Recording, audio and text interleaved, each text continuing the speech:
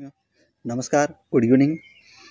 एके online class में आपका हार्दिक स्वागत है। मैं अजय सर आप लोगों के बीच साथियों टीजीटी पीजीटी आईटी यानी कला से संबंधित साथियों महत्वपूर्ण वीडियो पे प्रश्न लेके आया हूँ, जो हम लोग देखते हैं साथियों 20 का डोज। क्या देखते हैं साथियों? 20 का डोज, जिसमें 20 महत्वपूर्ण क्वेश्चन होते हैं जो आपके एग्जाम की दृष्टि से बहुत ही मोस्ट इम्पॉर्टेंट होते हैं। तो आज का जो टेस्ट सीरीज होगा साथियों 34 होगा। क्या होगा? 34। इसके पहले के जो टेस्ट सीरीज जो भाई बहन नहीं देखे हैं तो प्ले स्टोर पे जाके वहाँ पे देख सकते हैं। तो बहुत ही महत्वपूर्ण वीडियो है, बहुत ही महत्वपूर्ण कंटेंट होने वाला है।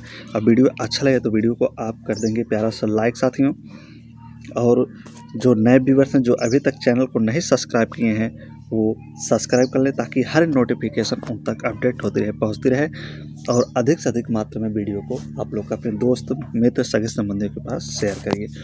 तो चलते हैं, स्टार्ट करते हैं। आज का जो पहला प्रश्न है आपके सामने, मृगनयनी का महल कहाँ स्थित है? तो कह रहा है कि जो मृगनयनी है, मृगनयनी का महल ये कहाँ स्थित है, कहाँ पर है? धार में है, हैदराबाद में है, कोटा में है, या ग्वालियर में? तो आज का पहला प्रश्न की शुरुआत हो गई है, आगाज हो चुकी है साथियों पहले प्रश्न का। तो पहले प्रश्न का आप कमेंट करके बताएं कि मृगनयनी का महल कहाँ पर स्थित है। तो हो आप लोगों की तैयारी भी बहुत अच्छी तरीके से हो रहा है साथियों। तो हम एक बार पूरा क्लास से सब चीज़ पढ़ा चुके हैं साथियों, पूरा जितना सिलेबस होता है टीजीटी पीजीटी का, उसके बाद फिर स्टार्ट किए हैं साथियों सुपर फास्ट रिवीजन, फटाफट वो स्टार्ट करते हैं। इसमें जना आपका 20 और 30 का गुड डोज चला भी रहे हैं, तो काफ़ी कुछ आप लोगों का तैयार हो गया होगा, अच्छा से उम्मीद है साथियों। तो पहले का राइट आंसर क्या हो जाएगा साथियों यहाँ पे? तो राइट आंसर आपका डी बनेगा, ग्वालियर। मृगनयनी का महल कहाँ स्थित है? तो ग्वालियर में न। ग्वालियर के किले के अंदर 6 महल हैं। ग्वालियर किले के अंदर देखा जाए साथियों तो कितने महल मिलते हैं? 6 महल मिलते हैं। इनमें से एक महल राजा मान सिंह की रानी मृगनयनी का महल था। इसे गुजरी महल भी कहा जाता है न। तो मृगनयनी महल को भी क्या कहा जाता है? गुजरी महल के नाम से भी जाना जाता है। तो इस चीज़ को आप ध्यान रखें, गुजरी महल। ठीक, मृगनयनी महल को ही गुजरी महल कहा जाता है। मृगनयनी कौन थी? तो राजा मानसिंह की रानी थी, जिनका नाम मृगनयनी था। उन्हीं के नाम पे मृगनयनी महल बना, और इसी मृगनयनी के नाम गुजरी महल भी है। अगला है आज का सेकंड क्वेश्चन है, मूर्तियों पर आर्काइक मुस्कान। क्या करा है? मूर्तियों पर आर्काइक मुस्कान कहाँ की मूर्तियों के लिए प्रसिद्ध है? ग्रीस का, रोम का, इजिप्ट का, या मेसोपोटामिया की? मूर्तियों का आर्काइक मुस्कान साथियों कहाँ की मूर्तियों के लिए प्रसिद्ध है? तो राइट आंसर क्या बनेगा आपका यहाँ पे? ग्रीस। क्या बनेगा? ग्रीस साथियों। तो मूर्तियों का आर्काइक मुस्कान जो ग्रीस यूनान की मूर्तियों के लिए प्रसिद्ध है न, ग्रीक यूनान की मूर्तियों के लिए प्रसिद्ध है। जो 6वीं शताब्दी ईसा पूर्व इस तरह की मूर्तियों का निर्माण प्रारंभ हुआ था। कब हुआ था? 6वीं शताब्दी में ग्रीस यूनान में इस तरह की मूर्तियां बनाना वहाँ पे स्टार्ट कर दिया गया था। तो अगला है तीसरा क्वेश्चन है आपका, लिनोकट छापाकार चित्र प्रसाद जीवन समय क्या है? तो कहने का लिनोकट जो छापा चित्र था उसका प्रसाद जीवन समय इसका पूछ रहा है। इसका समय क्या था साथियों? 1913 था, 1978 था न, 1891 से 1964 था, 1902 से 1969 था, या 1945 1990 था। तो 3 नंबर प्रश्न देखिए, तो 3 नंबर का जो राइट आंसर आपका क्या बनेगा साथी? यहाँ पे लिनोकट छापा का जो चित्र प्रसाद है उसका जीवन समय पूछ रहा है। क्या पूछ रहा है? उसका जीवन समय क्या था? तो क्या हो जाएगा इसका जीवन समय? तो 1913 से लेकर 1398। तो राइट आंसर आपका फर्स्ट हो जाएगा। क्या हो जाएगा? फर्स्ट। अगला है हनीवा टेराकोटा न। हनीवा टेराकोटा किस देश से संबंधित है? किस देश से इसका संबंध है हनीवा टेराकोटा से? तो बहुत ही महत्वपूर्ण है साथियों, जिसमें आपको 20 क्वेश्चन महत्वपूर्ण आपको मिलते हैं एग्जाम की दृष्टि से 2022 की दृष्टि से। चीन है, जापान है, कोरिया है, थाईलैंड। ये जो प्रश्न है साथियों प्रीवियस ईयर से संबंधित प्रश्न है। प्रीवियस ईयर में ये सब आ चुके हैं, पूछे जा चुके हैं प्रश्न, और आगामी परीक्षा 2022 में आने की पूर्ण रूप से संभावना बनती है साथियों। तो हनीवा टेराकोटा किस देश से संबंधित? चीन से, जापान से, कोरिया से, थाईलैंड से। तो 4 नंबर का जो राइट आंसर होगा जापान हो जाएगा। क्या हो जाएगा? जापान। हनीवा टेराकोटा का जो संबंध है ये जापान से संबंधित है। हनीवा का अर्थ होता है मिट्टी का चक्र या गोला। हनीवा का क्या मतलब होता है? मिट्टी के चक्र का गोला, जिसे आप कुम्हार देखें ना, कुम्हार के पास एक जैसे चाक होता है तो उसमें एक बीच में होल होता है और एक यहाँ छोटा सा होल होता है।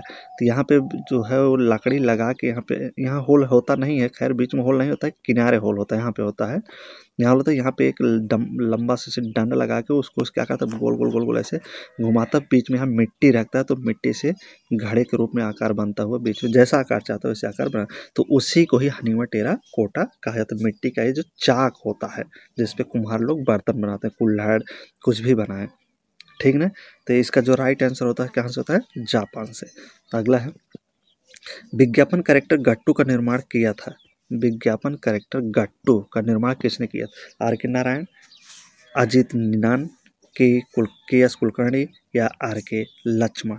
तो 5 नंबर देखिए, तो 5 नंबर का राइट आंसर क्या बनेगा साथियों, विज्ञापन कैरेक्टर गट्टू का निर्माण किसने किया था, तो आर के लक्ष्मण द्वारा किया गया था। किसके द्वारा किया गया था, आर के लक्ष्मण द्वारा ना। यह एक कार्टूनिस्ट थे, आर के लक्ष्मण जो थे क्या थे, एक कार्टूनिस्ट थे।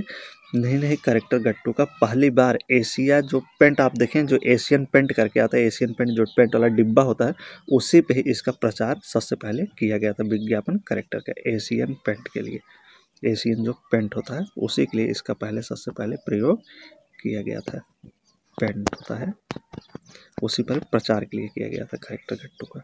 अगला है ना, आर के लक्ष्मण द्वारा किया गया था। अगला है 6ठा नंबर क्वेश्चन है, किसने कहा था मैं यह जानता हूँ कि मैं कुछ नहीं जानता, किसने कहा था मैं यह जानता हूँ कि मैं कुछ भी नहीं जानता, सुकरात, प्लेटो, अरस्तु या आइंस्टाइन। तो किसके द्वारा कहा गया था साथियों, ये जो थर्ड था विचार था कि मैं जानता हूँ कि मैं कुछ नहीं जानता हूँ, तो किसके द्वारा कहा गया था, तो ये सुकरात के द्वारा कहा गया था। किसके द्वारा कहा गया था, सुकरात। सुकरात जो थे एक महान विचारक थे। सुकरात का जन्म देखा जाए तो 470 ईसा पूर्व में कहाँ हुआ, एथेंस में। 470 ईसा पूर्व में कहाँ होता साथियों, तो एथेंस में, या ग्रीस आप कह सकते हैं, ग्रीस, एथेंस, ठीक। तो यहाँ पे 470 ईसा पूर्व में हुआ था साथियों इनका जन्म न। इन्हें गुमराह करने के लिए युवकों, जो 9 युवक ने गुमराह करने के लिए 399 ईसा पूर्व में सुकरात को जहर देकर मृत्युदंड दे गए थे। कब, 399 में इनकी मृत्यु हुई थी, जहर का प्याला पिला दिया गया था। अगला है आपका, कश्मीर का शालीमार बाग बनवाया था। कश्मीर का जो शालीमार बाग है उसे किसने बनवाया था, बाबर, हुमायूं, जहांगीर या शाहजहां। तो 7 नंबर देखिए, तो 7 नंबर का राइट आंसर क्या हो जाएगा साथियों, तो यहाँ पे हो जाएगा जहांगीर। कश्मीर का जो शालीमार बनवाया था वो जहांगीर ने बनवाया था। कश्मीर के शासक प्रवर सेन द्वितीय ने कश्मीर के उत्तर पूर्व के कोने पर एक झील का निर्माण करवाया था। इसी स्थान पर 1619 ईस्वी में मुगल बादशाह जहांगीर ने शालीमार बाग भी बनवाया था, 1691। तो जहाँ शालीमार बाग बनवाए थे जहांगीर, इसी के पहले प्रवर सेन द्वितीय ने वहाँ पे क्या बनवाया था, एक झील का निर्माण करवाया था, और उसी जगह पे 1619 में जहांगीर ने शालीमार बाग बनवाया था, ठीक। तो अगले प्रश्न बढ़ते हैं, संत रैदास के गुरु का क्या नाम था। जो संत रैदास थे इनके गुरु का क्या नाम, रामानंद, कबीरदास, शंकरदेव या इनमें से कोई नहीं। तो ये जो वीडियो आपको मिलता है साथियों 20 का डोज वाला, ये आपको शाम को मिलता है, शाम को 6-7 बजे तक आपको मिल जाता है। तो एक वीडियो हमारा सुबह मिलता है जो आपको 7 से 8 बजे के बीच में मॉर्निंग में मिलता है, तो ये शाम को रहता है। और जो एक वीडियो मिलता है वो आपको सुबह मॉर्निंग में 7 से 8 बजे के बीच में मिलता है। तो जिसमें हम लोग साथियों 40, 45, 50 जैसे क्वेश्चन, तो इस तरह से क्वेश्चन को हम लोग रिविजन के तौर पर वहाँ देखते हैं।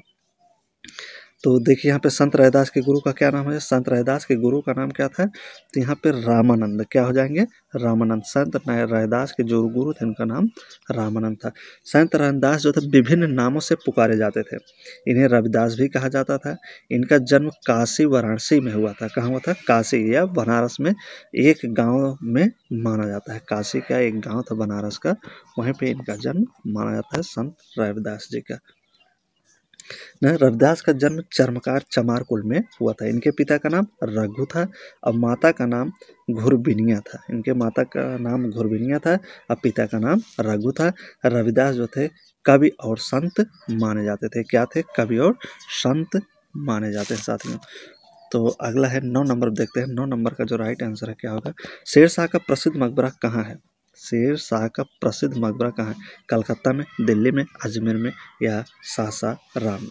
तो शेर शाह का मकबरा कहाँ जाएगा साथियों? तो शेर शाह का जो मकबरा था ये सासाराम बिहार में था। कहाँ था? सासाराम बिहार में इनका मकबरा था।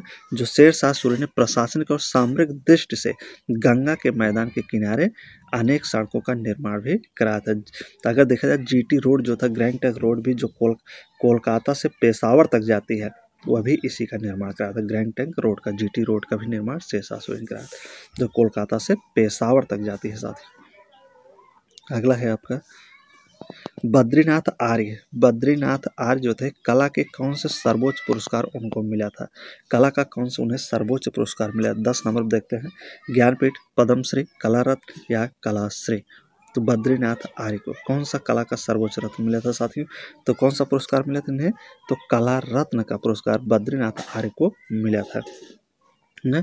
सितंबर 2007 में ललित कला अकादमी द्वारा कला के क्षेत्र में विशेष योगदान देने के लिए सर्वोच्च सम्मान ललित कला रत्न 13 व्यक्तियों को दिया गया था। कितने व्यक्तियों को दिया गया था साथियों? तो 13 व्यक्ति को दिया गया था।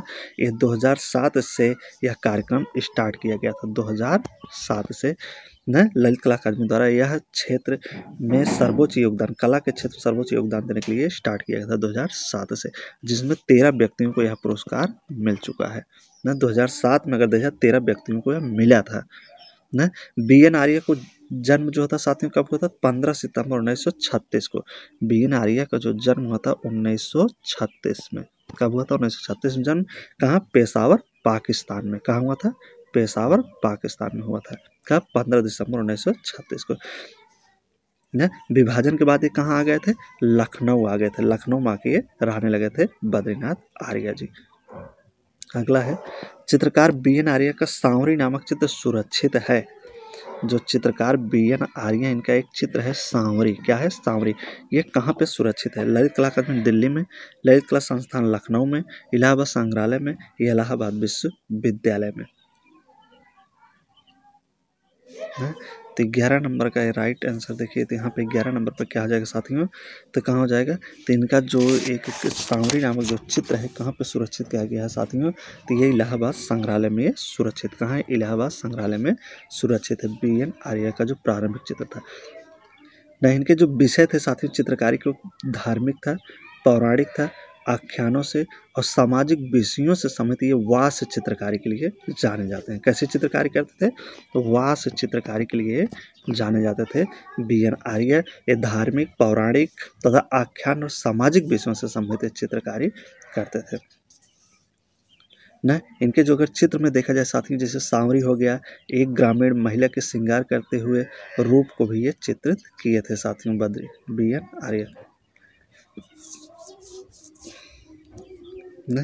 इनके चित्र ज़्यादा दिल्ली संग्रहालय में संग्रहित हैं। अगला है बद्रीनाथ आर्य के चित्र का शीर्षक बताइए। कह रहा है कि जो बद्रीनाथ आर्य, इनके चित्र का शीर्षक क्या है इनमें से? गंगा अवतरण है, एक मुर्गी के साथ संथाल महिला है, वृक्ष प्रेमी है या उल्लास नगर है? तो क्या हो जाएगा साथियों? तो बद्रीनाथ आर्य के जो चित्र का शीर्षक है इनमें से तो क्या है? गंगा अवतरण है। क्या है? गंगा अवतरण हो जाएगा। तो राइट आंसर आपके यहाँ पे फर्स्ट बन जाएगा ना। तो क्या हो जाएगा? गंगा अवतरण। अगला है आपका विचारक ह्यूम किस राष्ट्र के थे? जो विचारक ह्यूम है किस राष्ट्र यानी देश के थे? इटली के, जर्मनी के, ब्रिटेन के या ग्रीक के? तो विचारक ह्यूम किस राष्ट्र के साथियों? तो 13 नंबर का क्वेश्चन है। तो ये जो थे साथियों कहाँ के थे? ये ब्रिटेन के थे। विचारक ह्यूम जो थे ये ब्रिटेन के थे। और दार्शनिक, अर्थशास्त्री, कार्टूनिज्ञ न तथा निबंधकार के रूप में भी ये जाने जाते थे। इनका जो जन्म हुआ था 7 मई 1711 को, तो 1711 को जर्मनी में हुआ था। ये दार्शनिक थे, इतिहासकार थे, अर्थशास्त्री थे, कार्टूनिस्ट थे। अगला हेनरी मूर कहाँ के निवासी थे? हेनरी मूर कहाँ के निवासी थे? इंग्लैंड के, अमेरिका के, ऑस्ट्रेलिया के या अफ्रीका के? तो हेनरी मूर साथियों कहाँ के निवासी थे? तो हेनरी मूर जो थे साथियों ये कहाँ के थे? इंग्लैंड के निवासी थे। कहाँ के थे? इंग्लैंड के। हेनरी मूर 20वीं शताब्दी के अति महत्वपूर्ण ब्रिटिश शिल्पकार थे। ये क्या थे साथियों? एक शिल्पकार, जिसे मूर्तिकार भी कहा जाता है। तो हेनरी मूर जो थे ये शिल्पकार थे। क्या थे? शिल्पकार थे। कब? 20वीं शताब्दी के, 20वीं शताब्दी के मूर्तिकार थे हेनरी मूर। नहीं, इनका जो जन्म हुआ था 30 जुलाई को। कब हुआ था? 30 जुलाई 1898 में इंग्लैंड में हुआ था। अगला है आपका सीवी रमन को नोबेल पुरस्कार किस लिए दिया गया। सीवी रमन को वैज्ञानिक थे, नोबेल पुरस्कार पूछ रहा है कि किस लिए दिया गया। रमन प्रभाव के लिए, रमन विज्ञान के लिए, रमन रसायन के लिए, इनमें से कोई नहीं। तो सीवी रमन को सीवी रमन को नोबेल पुरस्कार किस लिए दिया गया था साथियों। तो किस लिए दिया गया था इनको तो 15 नंबर पर देखें तो 15 नंबर पर रमन प्रभाव के लिए इन्हें पुरस्कार दिया गया था। चंद्रशेखर वेंकट रमन, पूरा नाम अगर इनका देखा जाए तो क्या था, चंद्रशेखर वेंकट रमन था। तो इनका 28 फरवरी 1928 इसको रमन प्रभाव की खोज के लिए ही यह पुरस्कार 1923 में भौतिकी नोबेल पुरस्कार प्रदान किया गया था। कब प्रदान किया गया था, 1923 में। 1923 में एक खोज कब किए थे, तो 1928 में। खोज कब किए थे, 1928 में। दिया कब गया था, 1923 में, रमन प्रभाव की खोज के लिए। सीवी रमन, चंद्रशेखर वेंकट रमन पूरा नाम है। अगला है ज्योति भट्ट किस विधा से संबंधित है। ज्योति भट्ट जो साथ में किस विधा से संबंधित, पेंटिंग के, मूर्तिकला के लिए, संगीत के लिए या प्रिंट मेकिंग के लिए है। तो 16 नंबर पर देखिए तो ज्योति भट्ट किस विधा से संबंधित हैं। तो ज्योति भट्ट का जो संबंध साथी इन चारों में से, तो ये प्रिंट मेकिंग से इनका संबंध था। किससे था, प्रिंट मेकिंग से ना। ज्योति भट्ट का जन्म गुजरात में हुआ था। कब हुआ था साथी, इनका जन्म गुजरात में हुआ था। कहाँ हुआ था, गुजरात में इनका जन्म हुआ था। ज्योति भट्ट का गुजरात में हुआ था इनका जन्म। यह चित्रकार के साथ साथ श्रेष्ठ ग्राफिक चित्रकार थे। चित्रकार तो थे ही, इसके साथ क्या थे, एक श्रेष्ठ ग्राफिक चित्रकार भी थे। स्थिर जीवन चित्र तथा आकृति विषय से संबंधित चित्रकारी करते थे। इन्होंने वर्ष 1954 से 69 तक एक चित्रकार के रूप में भी काम किया था साथियों। अगला है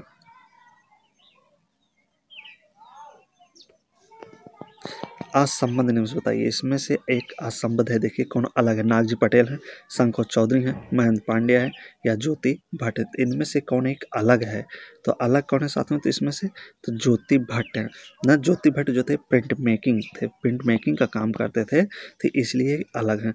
और ग्रामीण भारतीय संस्कृति की फोटोग्राफी के लिए जाने जाते हैं, जबकि अन्य तीनों मूर्तिकार थे ना। तो नागजी पटेल, शंकर चौधरी, महेंद्र पांड्या थे, तीनों क्या थे, ये मूर्तिकार थे। क्या थे, मूर्तिकार थे।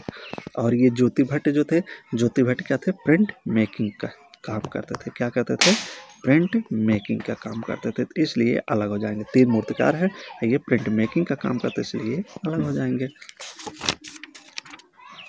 तो राइट आंसर आपका ज्योति भट्ट बने। अगला है निम्नलिखित में से महिला कलाकार को पहचानिए। इनमें से एक कौन है जो महिला कलाकार, उसे ही पहचानना है। ज्योति स्वरूप हैं, जी.आर. संतोष हैं, गोगी सरोजपाल हैं या ज्योति भट्ट है। तो इनमें से एक महिला कलाकार को आपको ढूंढना है, कौन सी है जो महिला कलाकार है इनमें से। ज्योति स्वरूप हैं, जी.आर. संतोष हैं, गोगी सरोजपाल हैं या ज्योति भट्ट हैं। तो इनमें से महिला कलाकार कौन हो जाएंगे, तो महिला कलाकार जो है गोगी सरोजपाल हैं, ये महिला कलाकार हैं। नहीं, इनका जन्म लखनऊ में हुआ था। इनका जो जन्म हुआ था कहाँ था, लखनऊ में। गोगी सरोजपाल का जो जन्म हुआ था लखनऊ की रहने वाली थी, लखनऊ में था 1945 में। 1945 में इनका जन्म लखनऊ में हुआ था।